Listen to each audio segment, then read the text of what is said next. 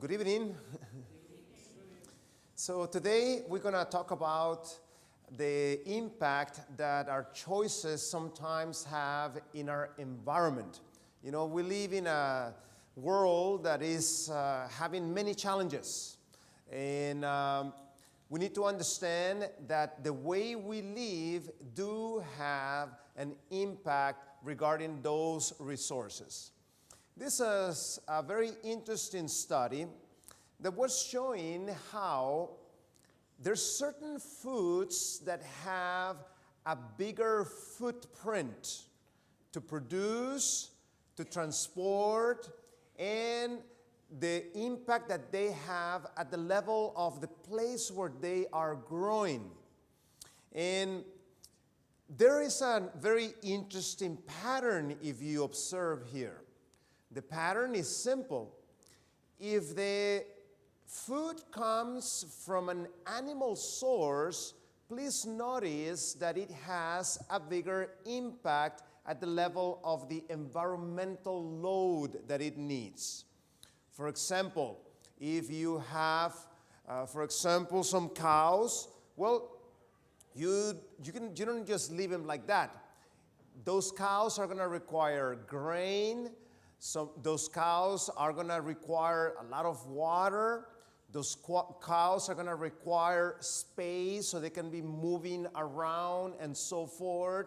So taking into account those variables, notice how the foods that have the bigger impact happen to come from animals. And it's very interesting that also the foods that have the most nutrition, when you take the food and you separate that food, how much nutrition are you paying for this food per dollar? Notice how it's also the inverse relationship. The more down, if you go on the left side of the graphic, the more down you go, you're getting more nutrients per dollar.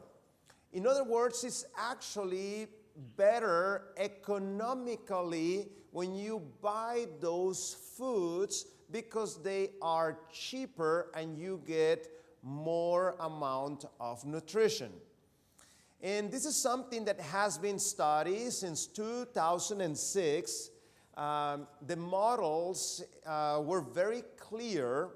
This is a big study that came out back in 2006 showing that the number one pollutant in the world is actually not cars, but it happens to be livestock. That's where the number one source of environmental gas emissions come from. And if you talk about gas emissions, if you are living in Australia, you know the challenges, isn't it? Since you guys have this nice big ozone hole here, and you can see the effect that that's having as more exposure to certain rays from the sun happen here. Rates of cancer, you're very well aware of this, start to go up as that protective layer there starts to be challenged. I actually have done some research on the subject. This piece of research, I presented this one at one of the top meetings in the world in which they were dealing with planetary health. And this meeting took place in Stanford University. And you would see, the top experts on the subject there at that meeting. And what we were doing, the correlationship here was, what is the best foods regarding mental health? And as we were determining, what are the needs of the brain, what food do you need for your brain to run in an optimum way? And we found out here, according to the model we were running, that it happens to be a plant-rich diet. And then we calculated how much water you need to get those foods. I'm going to go into the specifics in a minute so you can see visually what I'm talking about that. But how much water are you needing to have those types of foods? And the model was very clear. The farther you go from plant foods into animal foods, you require much more water in order to get those foods. And the interesting thing is that it is that reverse pyramid also. The plant foods are the best foods for your mental health. So not only they're the best for your mental health, they happen to have a less of an impact at the level of the environment. And you can see here in this, this is from our program. This is part of the study that we were presenting. We had 7,000 people in this sample of our study that we presented there. And notice how the more vegetables and fruits you eat, the less the probability of depression. And the least vegetables, the more the risk of a depression. We'll be talking further in the week about mental health. So UC Davis, I used to live an hour and 20 minutes from UC Davis, and UC Davis came out with these calculations. So they run different models, how much water you need, in this example, to produce half a kilo of different products. So if you want to have half a kilo of tomatoes, you require 87 liters. Okay? You may say, oh, that's quite a bit of water. Well, compare it against the other products. If you want to have half a kilo of lettuce, you require also 87. Half a kilo of carrots, 125 liters to produce half a kilo of carrots. If you want half a kilo of apples, 185. And if you want half a kilo of oranges, 246 liters of water. Now, usually when you talk about fruits and vegetables, the range goes, if you're talking about the measurement of a half a kilo, between 75 and 265 liters per half a kilo. Okay, that's kind of the guideline around what we need. Now, compare that for beef. In order to have half a kilo of meat, you require 19,700 liters of water. Now, water scarcity happens to be a big challenge, including Australia, isn't it?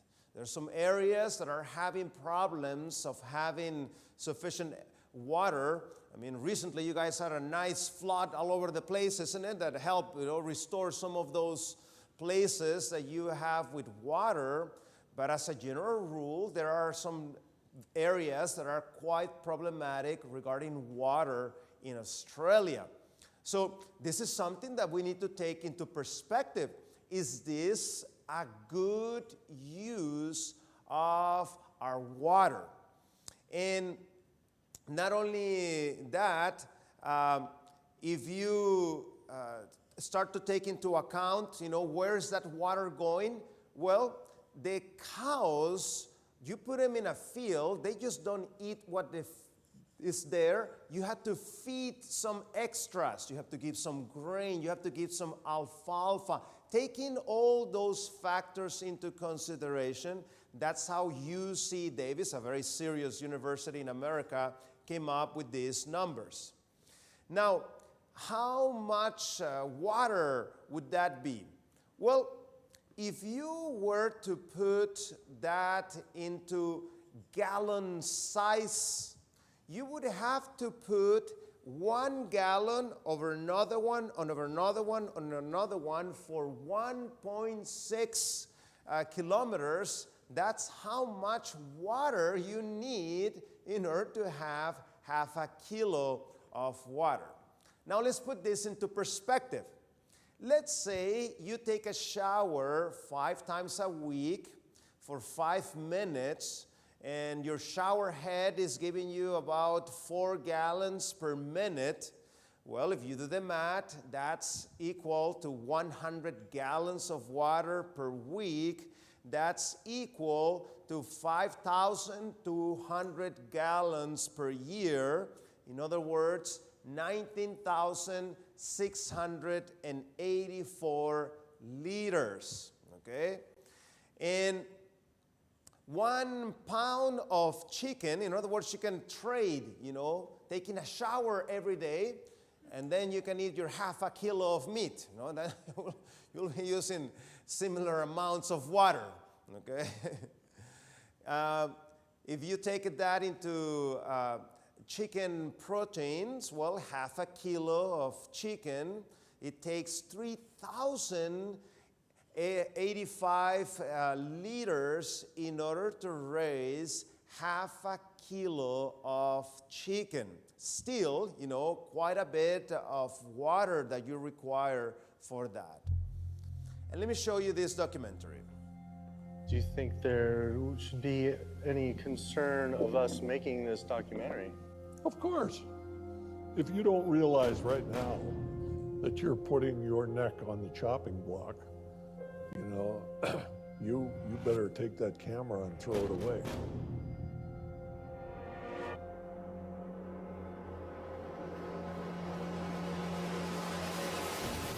It's an environmental disaster that's being ignored by the very people who should be championing.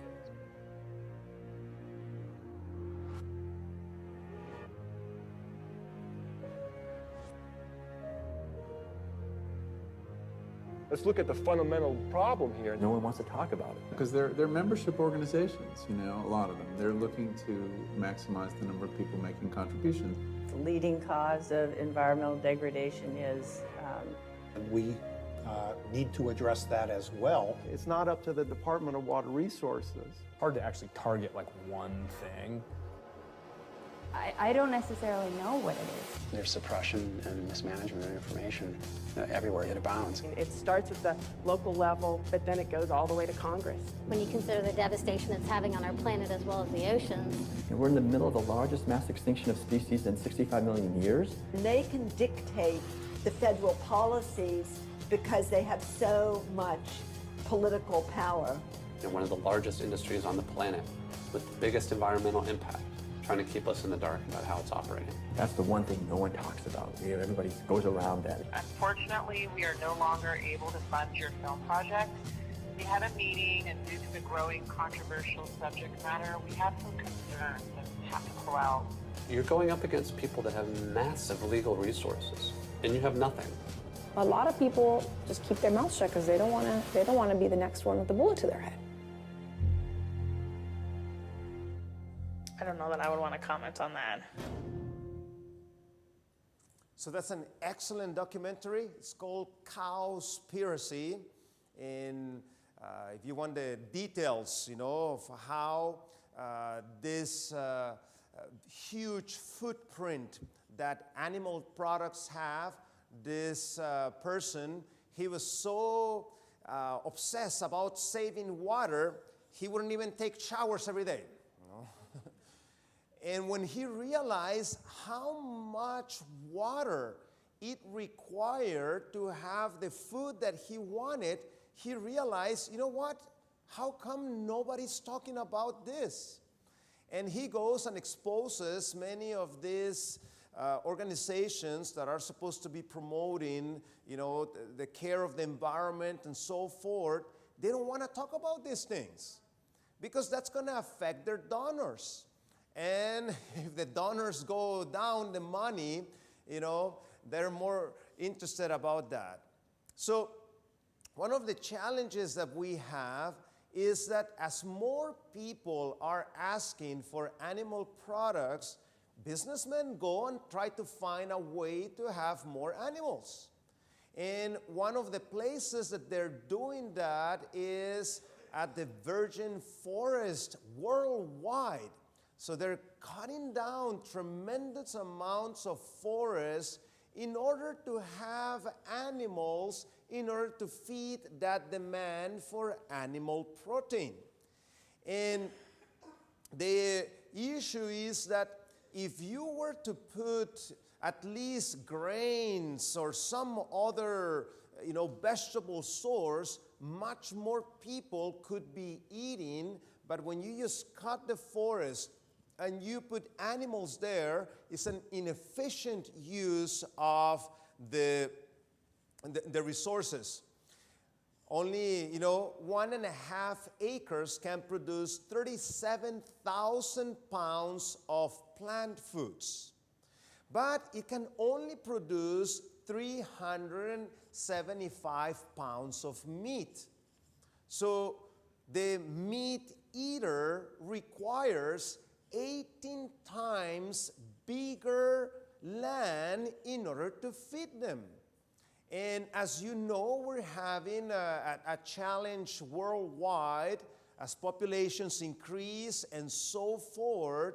I mean, where are we going to find that much land to feed all those people that want the animal products? Well, business people start to cut down all those forests in order to try to compensate for that demand.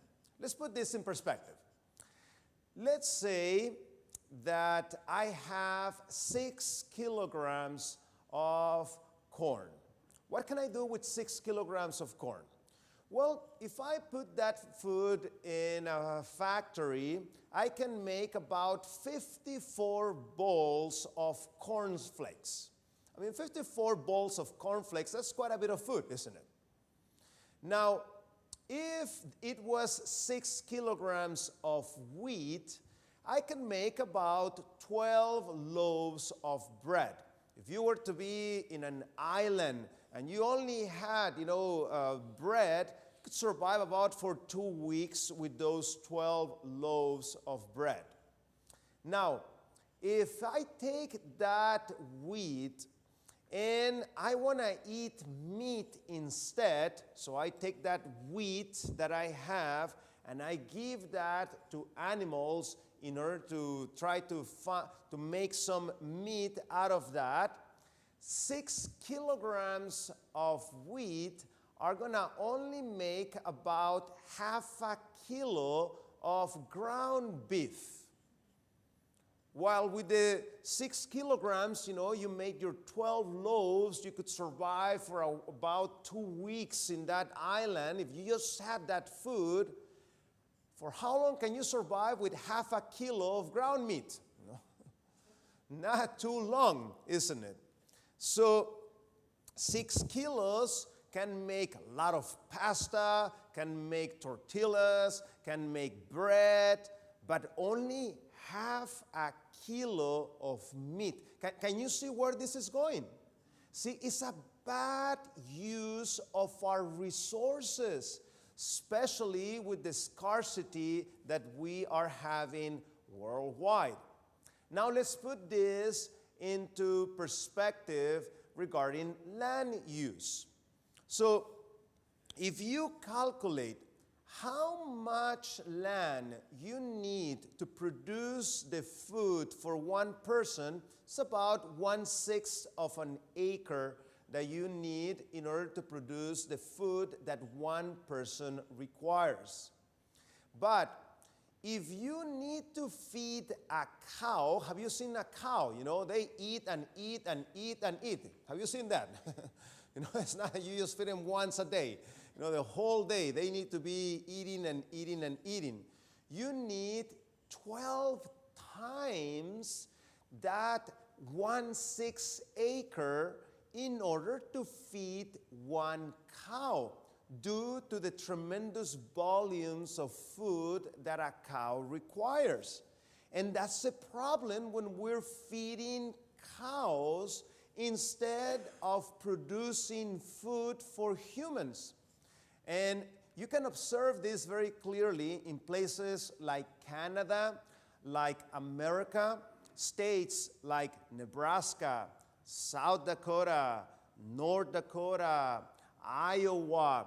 You're driving there for miles and miles and miles, and you see these humongous fields cultivating corn, and that corn is not going to the humans.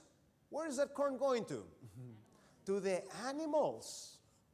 If we were to put, different types of foods there, not just mono, one type of crop, we would be producing so much food, we could be feeding the whole world.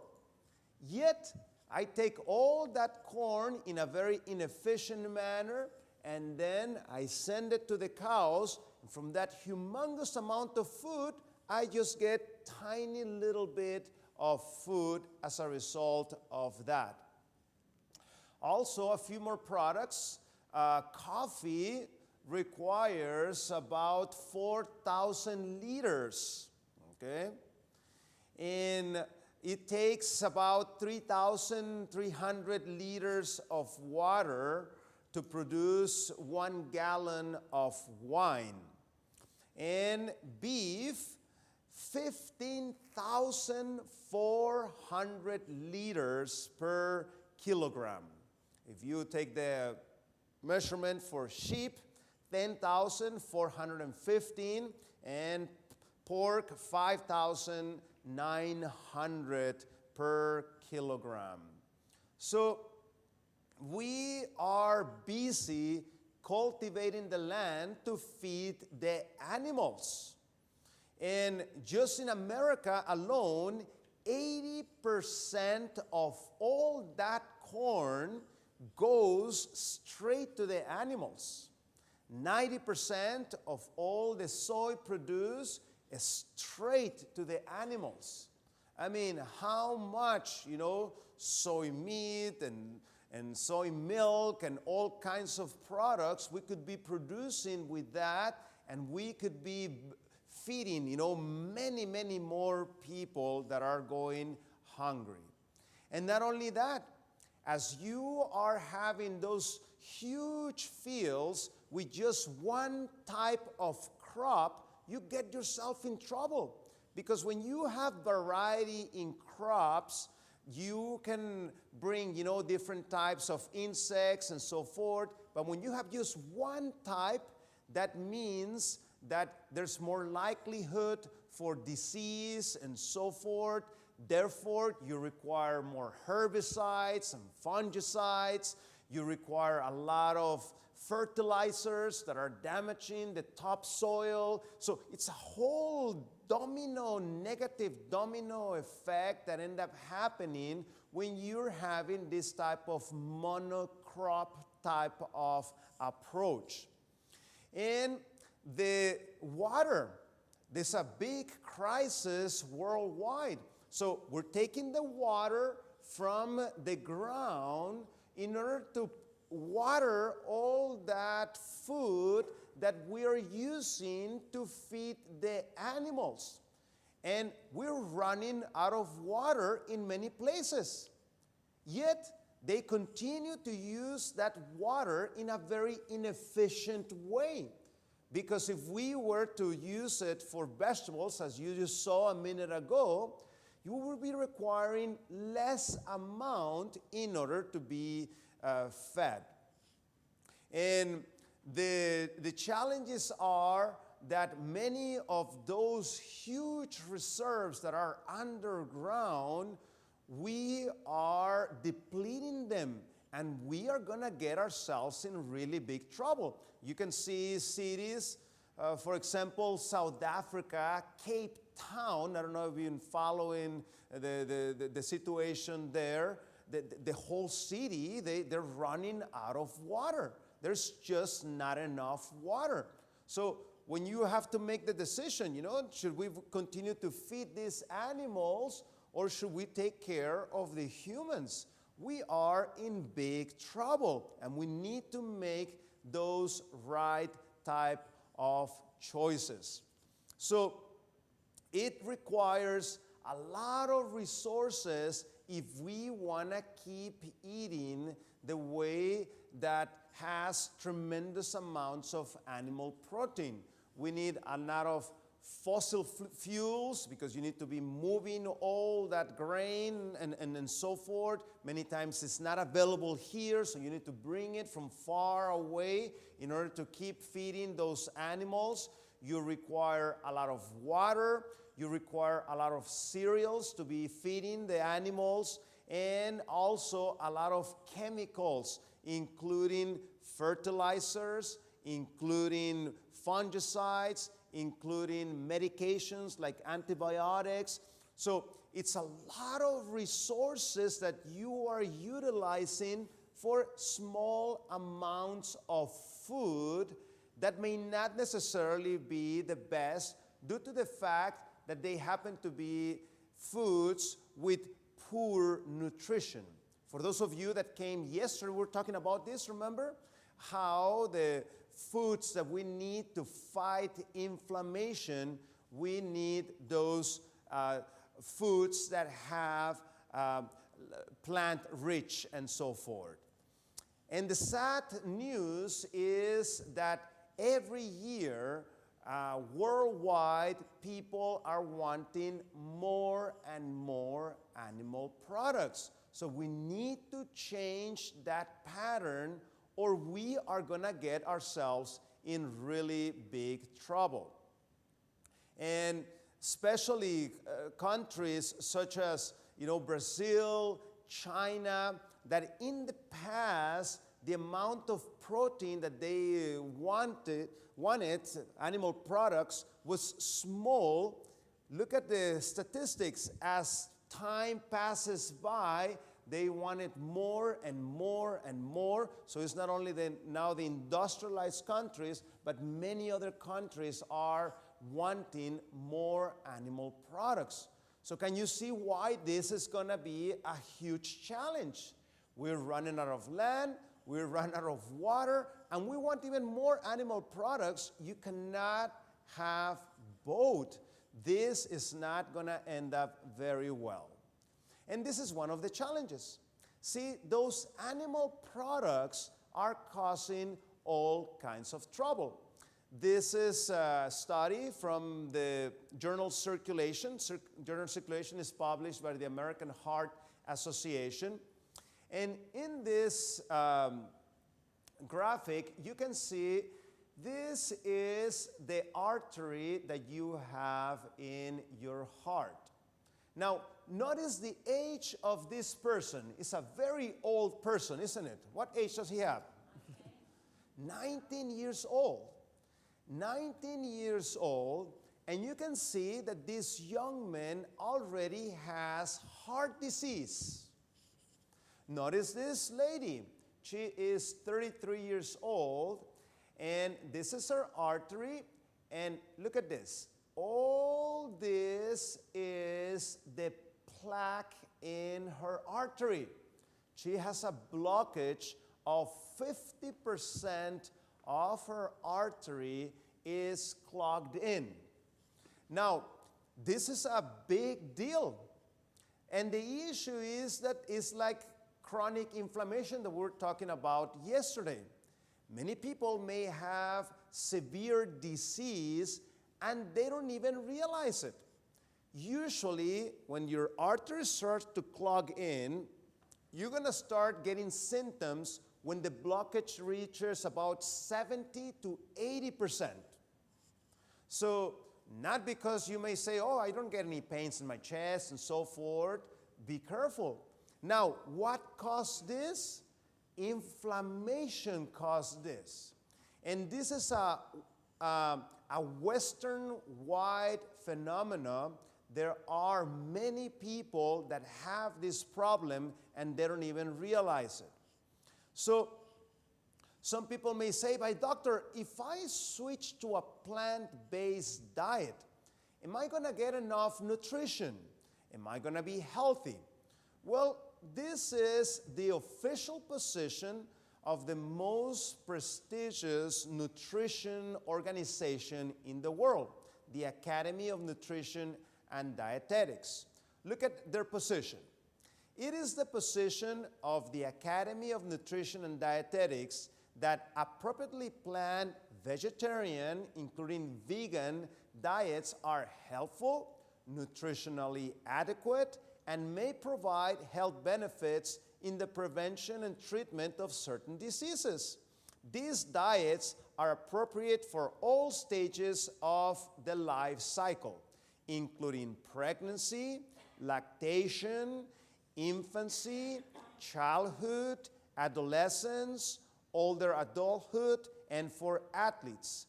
Plant-based diets are more environmentally sustainable than diets rich in animal products because they use fewer natural resources and are associated with much less environmental damage.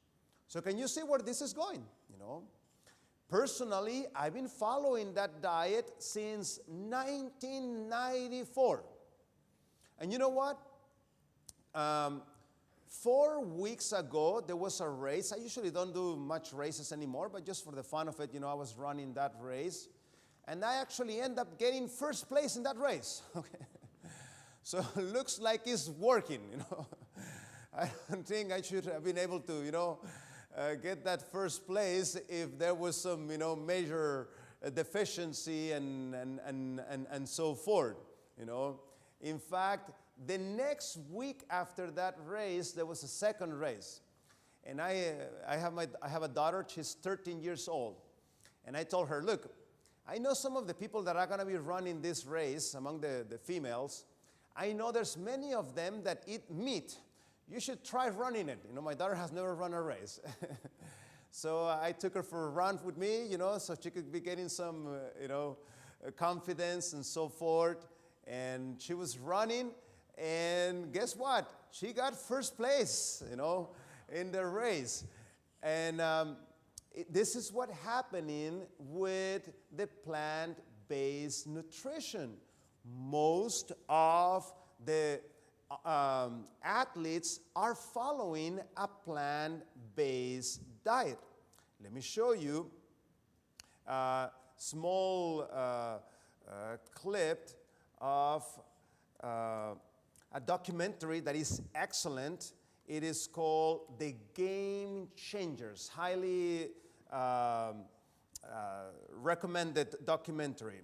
It's documenting some of the fastest and strongest people on planet Earth. So let me show it to you. You guys know who this guy is, isn't it? One and only Arnold Schwarzenegger. I ate a lot of meat. They showed us commercials. Steak. That's what a man eats. Selling that idea that real men eat meat. Serious man food. But you got to understand, that's marketing. That's not based on reality. He's 100% vegetarian. I've been teaching fighting techniques to government agencies for more than 15 years. Then I got injured. Unable to teach for at least 6 months, I spent more than 1,000 hours studying science on recovery and nutrition, and stumbled across a study about the Roman gladiators. The gladiators were predominantly vegetarian. How could the original professional fighters be so powerful, eating only plants? When I made the switch to a plant-based diet, I qualified for my 3rd Olympic team. I broke 2 American records. I was like, man, I should have done this a long while ago. When I went plant-based, I wasn't sure if I was going to survive. And I actually became like a machine. One of the biggest misconceptions in sports nutrition is that we have to have animal protein to perform at a high level. That's just not true. Sometimes you have to do things that you know your competitors aren't doing. Today's blood and yesterday's blood. Yeah. I think this is going to wake a lot of people up. I was recovering better, not getting as sore. This was our best season in the last 15 years, and we had 14 guys on plant-based diets. We all want to feel great, have more energy. Cholesterol was 276. Today, 169. Whoa, now you're talking. Most guys my age can keep up with the grandchildren. My grandchildren can't keep up with me. It's not one set of dietary guidelines for improving your performance as an athlete, another one for reversing heart disease, reversing diabetes. It's the same for all of them. Someone asked me, how could you get as strong as an ox without eating any meat? And my answer was, have you ever seen an ox eating meat?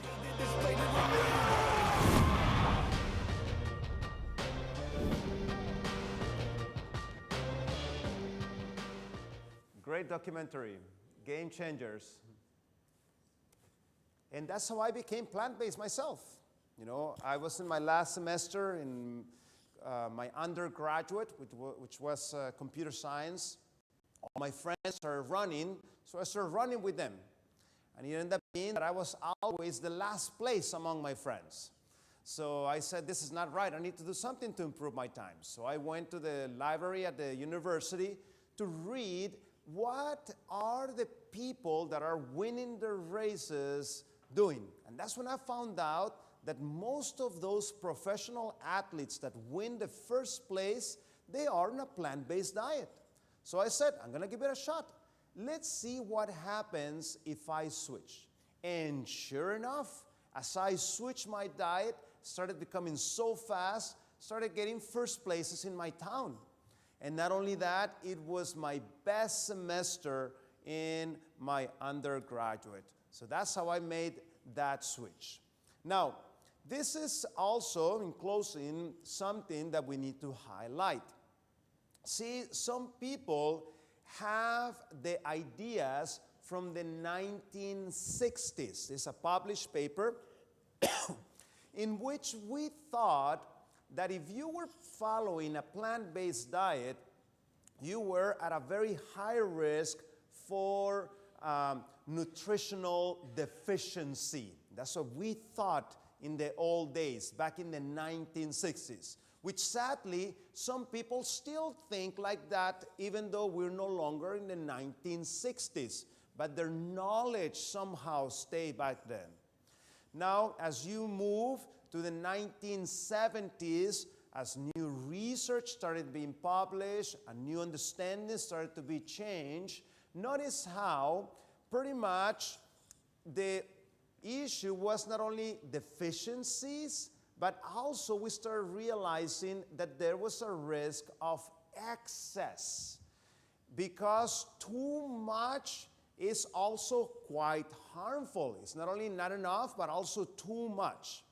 And by the time that we started understanding better regarding plant-based nutrition, notice how our current understanding of nutrition tells us that actually you're higher likely to be on deficiencies if you're following an animal protein type of diet.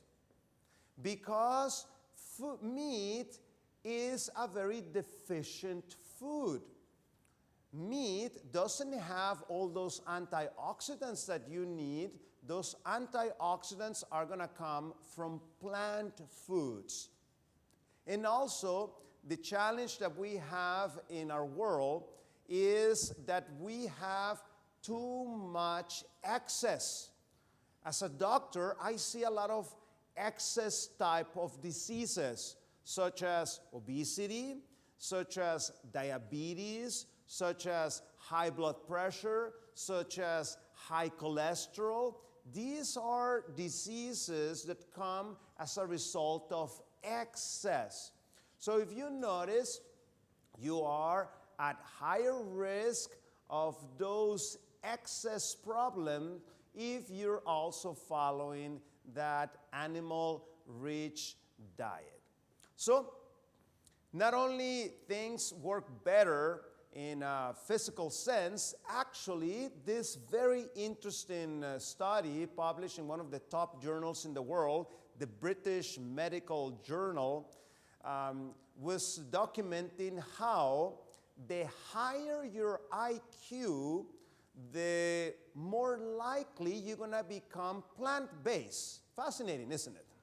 So now you know what to answer your friends when they ask you, how come you became plant-based? You know, just give them the short answer. Oh, it's my IQ. You know? And this is very interesting to me because when you have all that information regarding impact on your health, regarding athletic performance, regarding recovery, regarding environmental impact, when you take all those factors into consideration, you're going to realize that this plant-based diet are the win-win for everybody as we apply them all. So give it a shot, you know, try it. You had an opportunity, many of you that came yesterday. Was the food good, yes or no? It was actually quite good, isn't it? So there is, you know, a way to do things that taste good and at the same time that is good for us. Thank you very much. So we'll have a little break and then we'll continue with our second part of the seminar in about 15 minutes.